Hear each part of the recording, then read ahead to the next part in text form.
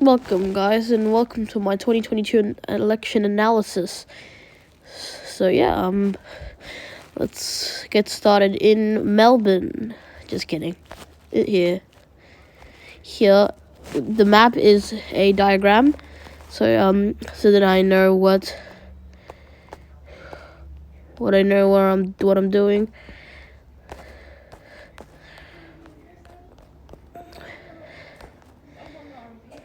Since I think because I think the people that use what's smaller. First of all, the seats of. So these are the seats that Liberals could lose.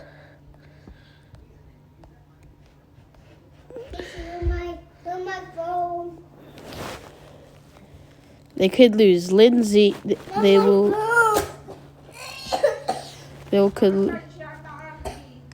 gonna lose Lindsay. They're probably gonna lose Lindsay. They're probably gonna lose Lindsay, Reid, and Wentworth to the Independents. So, whoops, wrong one. So far, this means 4 to the Independents.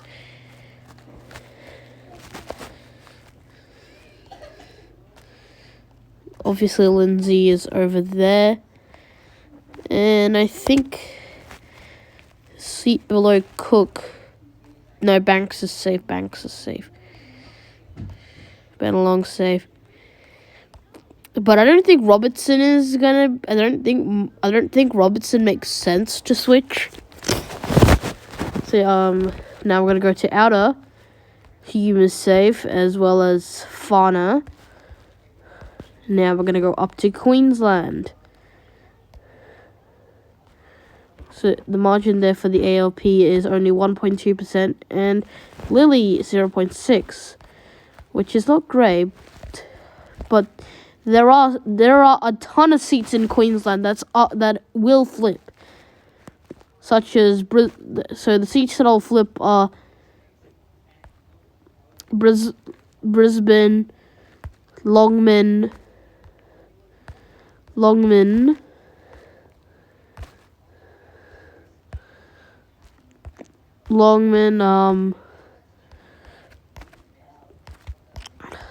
Lionheart, yeah, that's pretty much it. So yeah, those are all the marginal seats in Queensland. So unless you count Peter Dutton's seat, which I think he established himself there by now. But I don't think Longman is very safe. So I think it's going to collapse to the ALP, because ALP held it before the 2019 election in Super Saturday, obviously. Next Tasmania. Nothing changes unless nothing will really change, but Labor will win Bass there, giving Liberals one less seat. Whoops, wrong one. So the next one is Adelaide. So we got Boothby. Boothby's our only marginal seat with only 1.4%. So it's going to Labor. If that's a small swing, I don't think it's gonna stay safe for a long time, unless it gets funded way too much.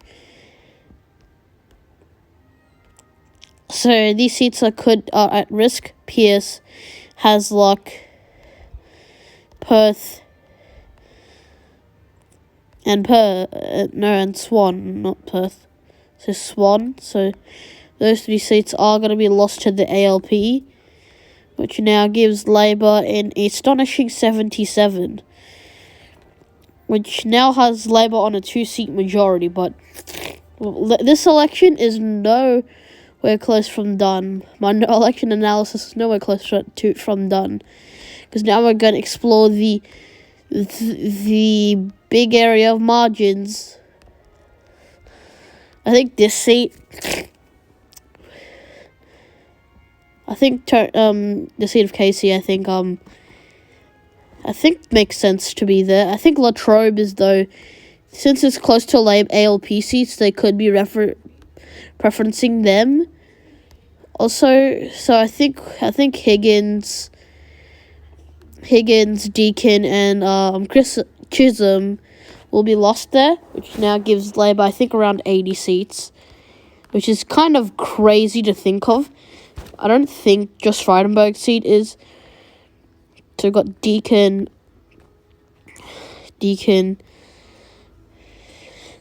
and Higgins. So we've got Higgins, Chisholm, and Deakin going all to the ALP, just because of the uncertainty. Now Labour has 80. Labour now has an 80 seat. Has 80 seats. Let's check for more marginal ones. Obviously, La Trobe is another one. Obviously, now has Labour at 81. Comfortably putting Labour at huge majority. This is actually one of the highest times it's going to get since 2013. Liberals with the big... I think the Liberals are going to have a big blow here. I think if more than 8% of people don't want Clive Palmer's party there, then that. But I think they're probably gonna be campaigning. I think the UAP is gonna be campaigning a lot because this is their only seat in any parliamentary section. So yeah, I think let's just check any more marginal seats that do make sense to flip. Because I think Labour's results would have been 79 if it weren't for,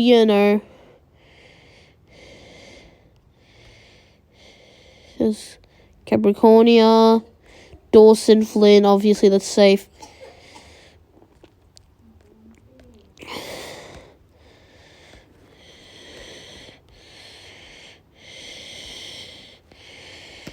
Yep, I just need to refresh this one here. So far the results seem to be this. Liberals with a miserable loss to Labour. Whoops. Oops. I think I made the website a bit too big. Even if Labour stole...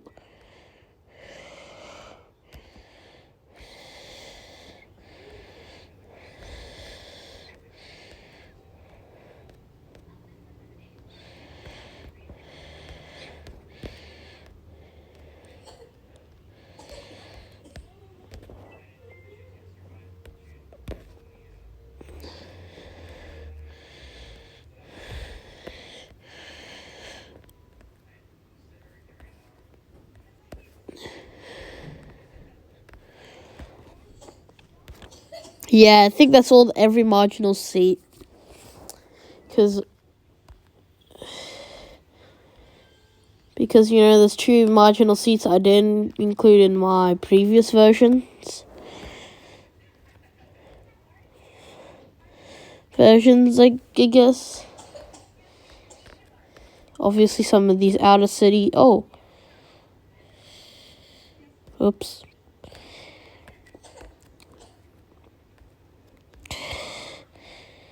So my predictions are now Labour gets let's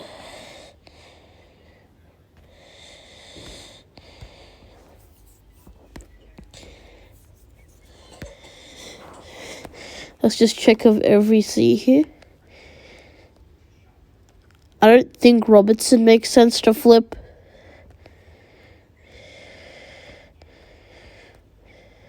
You got North Sydney, Reid, Mitchell, Lindsay. Yeah, I think the seats I forgot about are like...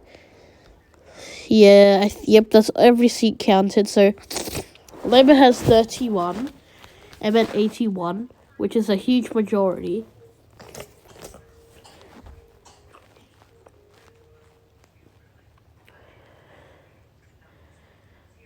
So the Liberals have 31, 21 and 10, which Liberals have now abysmal 62. But I think if Hughes flips, then that's gonna be the difference in the election. So if Hughes doesn't want to be there, then yep, that's where it goes. Liberals now have a 63. Labour 81, 7 on the crossbench. So 32 plus 51 is 53, 63. So 63, which the original predictions was 66. My old prediction was 65, and now it's 63. So yeah, that's actually it for my election analysis. Bye.